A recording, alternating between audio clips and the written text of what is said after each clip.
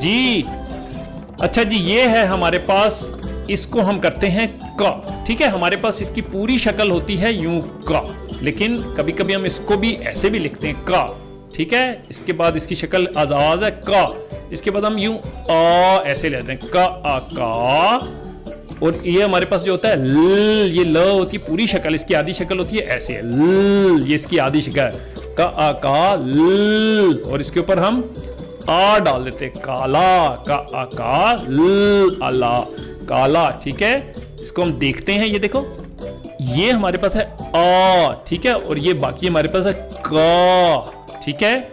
और अगर हम इधर चलें, ये हमारे पास है ल, ये हमारे पास है ल, और ये है आला, ठीक है। सो हमारे पास ऐसे बनता है, ठीक है। तो ऐसे करके हम इसको तोड़ सकते हैं। तो थोड़ी सी आप मशक करेंगे, आपको आसानी से समझ आएगा।